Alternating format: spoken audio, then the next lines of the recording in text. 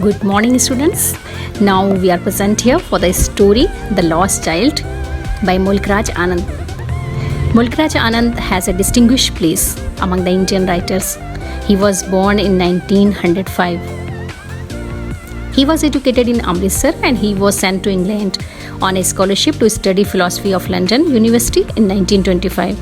He got a doctorate, means PhD degree from Cambridge. He is famous for his style and expression. His famous works are The Big Heart, The Sword and the Sickle, Across the Black Waters, The Coolie and The Untouchable. The Lost Child is one of his famous stories. About the stories, Lost Child is the story of a child who goes to a fair with his parents. He is attracted by the toys, sweets, flowers, garlands, balloons and the roundabout in the fair. But his parents did not fulfill any of his desire. All of a sudden, he is lost in the crowd. What is the condition of the child after he is separated from his parents in the fair? Does he find his parents? Now we should read the story to get the answer of these questions into short form of the summary in Hindi. The lost child मुल्क राज आनंद ने लिखा है, जो Indian writers में बहुत famous है. इनका style बिल्कुल अलग है. चाइल्ड साइकोलॉजी को, यानी बच्चा क्या सोचता है, क्या समझता है, उसकी ख्वाहिशें क्या होती हैं, जब अनफुलफिल होती हैं यानी अधूरी रह जाती हैं तब वो कैसा महसूस करता है, और जब उसकी ख्वाहिशें पूरी हो जाती हैं तब वो कैसा महसूस करता है. इसका एक ब्यूटीफुल कलरफुल पिक्चराइजेशन इस द लॉस्ट चाइल्ड में मुल्क राज आनंद ने किया है. स्टोरी यहाँ से शुरू होती है कि बसंत का सीज़न था और एक उस गांव में एक त्यौहार सा मनाया जाता था, एक फेस्टिवल मनाया जाता था स्प्रिंग सीज़न का, जब सरसों के खेत बिल्कुल फूलों से लदे हुए होते थे. पौधे जो होते थे येलो कलर के, येलोइश, और चारों तरफ फूल ही फूल होते थे, हरियाली होती थी. उस मौसम में उस गाँव में बसंत का फेस्टिवल बहुत धूमधाम से मनाया जाता था. तो उस गांव में जहाँ पर सभी लोग जा रहे हैं, रास्ते में फूल खिले हुए हैं, सभी लोग बड़े खुश हैं, इधर उधर भाग रहे हैं. येलो कलर की ड्रेस पहने हुए सभी लोग मेला देखने के लिए जा रहे हैं. गांव से कुछ दूरी पर एक मैदान में मेला लगा हुआ था और थोड़ा सा रास्ता था जो उन्हें तय करना होता था मेले तक जाने के लिए. तो एक छोटा सा बच्चा मीन्स 6-7 साल का अपने पेरेंट्स के साथ में, अपने माँ बाप के साथ में जा रहा था. वो गलियारे में चल रहा होता है आगे, तभी एक छोटी सी खिलौने की दुकान होती है और वो वहाँ पर खिलौनों को देखने लगता है. उसके पेरेंट्स उसे फिर आवाज़ देते हैं कि come on child come on, और वो पीछे मुड़कर देखता रहता है खिलौनों को, लेकिन उसके कदम जो होते हैं वो माँ बाप के साथ चलने लगते हैं. मीन्स उसके दिल में ख्वाहिश थी कि मैं खिलौना लूँ, लेकिन वो कह नहीं पाया. फिर वो आगे चलता है और खेतों में सरसों के फूल लगे हुए हैं, इधर उधर देखता है और फिर कहता है, उसके बाद फिर हिम्मत करके अपनी मम्मा से कहता है कि मुझे वो खिलौना चाहिए. तो उसके जो फादर हैं वो आंखें निकाल कर उसे अपनी चित परिचित अंदाज में देखते हैं कि क्या बोल दिया तुमने. और उसकी माँ उसे कह देती हैं कि बेटा बेटा आगे देखो क्या है. फिर बच्चा आगे की तरफ देखने लगता है और उसकी जो अधूरी ख्वाहिश खिलौना ना पाने की, वो उसके मन में, उसका दिल टूट जाता है और उसकी आंखों में आंसू आ जाते हैं. फिर वो सिसकियों में रोने लगता है और माँ माँ कहने लगता है. फिर वो एक फुटपाथ पर आ जाते हैं जो खेतों के बीच में है और चलते रहते हैं. तो वहाँ से जब वो बीच पतली सी गली में पगडंडी पर चल रहे होते हैं तो दोनों साइड ऐसा लगता है सरसों के पीले फूलों को देखकर कि दूर तक सोना बिखरा हुआ है, और उसके दूसरे किनारे पर घास फूस और मिट्टी से बनी हुई कुछ झोपड़ियाँ होती हैं जो बहुत ही सुंदर और मनोरम दृश्य हमारे सामने प्रस्तुत कर रही होती हैं. तो बहुत अच्छी फ्लावरी इंग्लिश में मुल्क राज आनंद ने इसका डिस्क्रिप्शंस किया है इस नेचुरल ब्यूटी का. वो बच्चा भी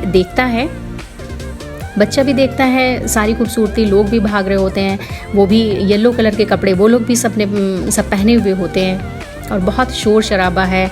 कोई बात कर रहा है, कोई हंस रहा है, कोई चल रहा है. बच्चा जो है अपने माँ बाप की तरफ देखता है और उसे बहुत खुशी होती है. फिर वो क्या करता है कि फुटपाथ जिस पगडंडी पर चल रहा होता है उसे छोड़ देता है और खेतों की तरफ भागने लगता है. वहाँ पर बहुत सारी फ्लावर्स होते हैं और उसके ऊपर बहुत सारी मधुमक्खियाँ, बीज, और एक बटरफ्लाई ब्लैक कलर की होती है. वो उछल कूद फ्लैटरिंग कर रही हो, तो उसके पीछे पीछे वो भागता है और उसे पकड़ने की कोशिश करता है, लेकिन वो जो फ्लैपिंग होकर भाग जाती है वो बटरफ्लाई, और बच्चा उसे पकड़ नहीं पाता है। तभी उसकी माँ उसे फिर आवाज़ देती हैं कि come on child, come on the footpath. फिर वो उस पगडंडी पर वापस आ जाता है और फिर अपने माँ बाप से बहुत आगे थोड़ा सा निकल जाता है और फिर देखता है कि पगडंडी के रास्ते पर छोटे छोटे से कीड़े मकोड़े रेंग रहे हैं, जो धूप सेकने के लिए इतने शाइनिंग सी सनशाइन है, उसके लिए वो कीड़े मकोड़े सब बाहर आ गए हैं। तो वो उन्हें बहुत ध्यान से देखना है और उनको भी पकड़ने की कोशिश करता है, लेकिन उसके बाद देखता है कि उसके जो पेरेंट्स हैं वो फिर आगे निकल गए हैं और उसे आवाज़ दे रहे हैं कि come on child, come on. तो फिर देखता है कुएं का किनारा है जिसके ऊपर उसके पेरेंट्स थोड़ी देर रेस्ट करने के लिए बैठ गए हैं, तो वो वहाँ पर जाता है दौड़कर और उनके पास पहुँच जाता है।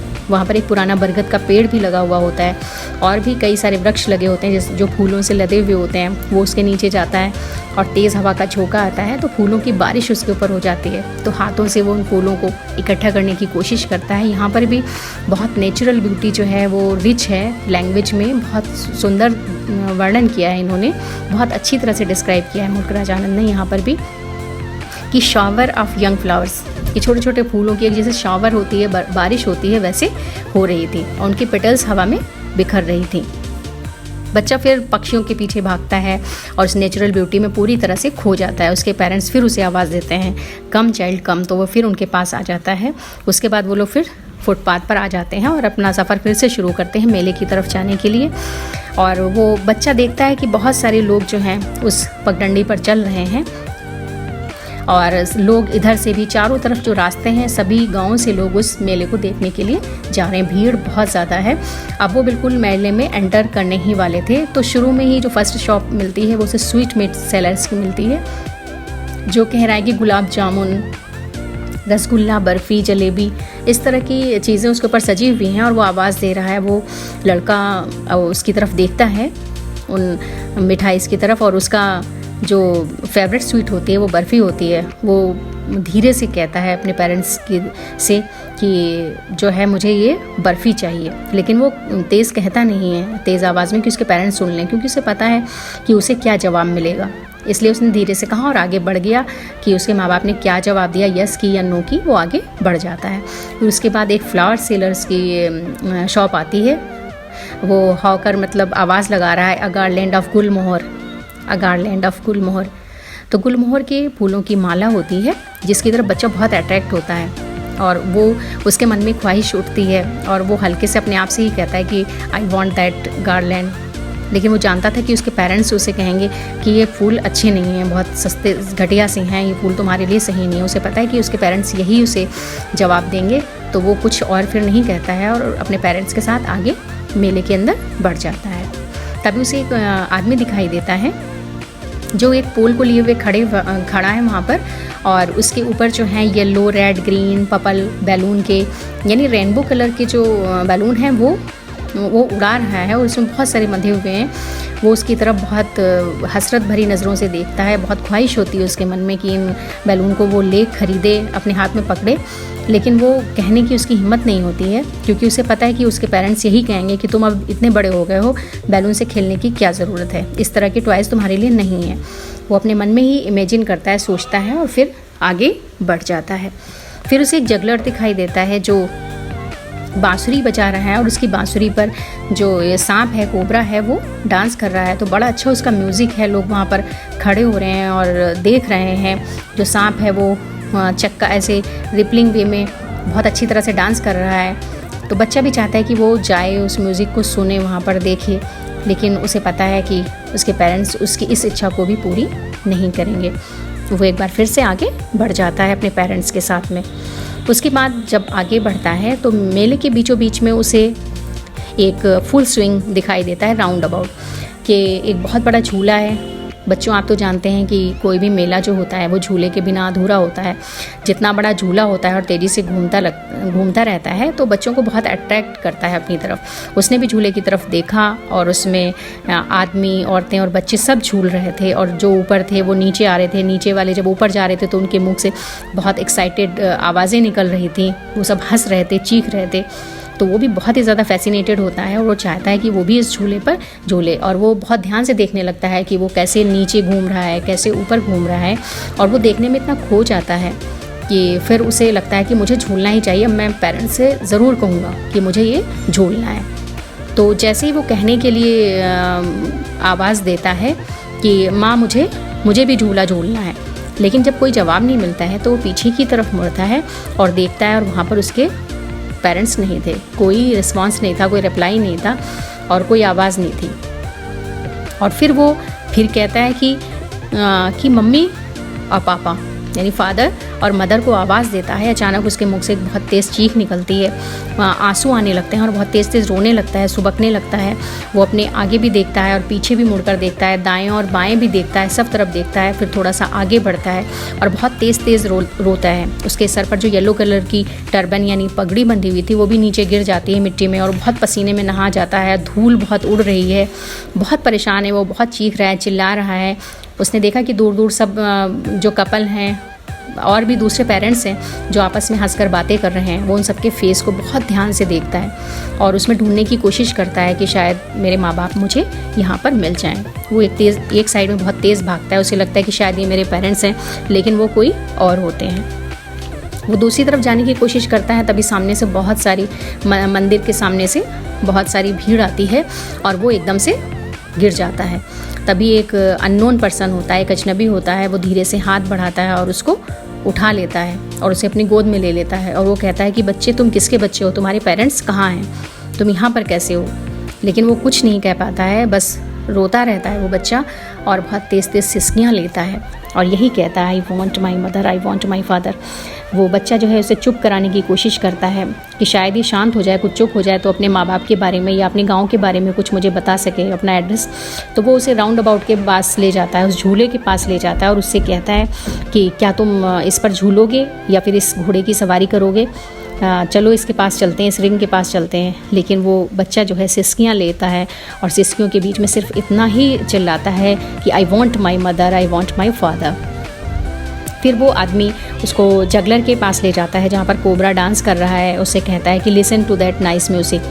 बट जो बच्चा है वो बहुत ज़्यादा अपने कानों पर हाथ रख लेता है और कहता है कि मुझे नहीं सुनना है, I want my father, I want my mother.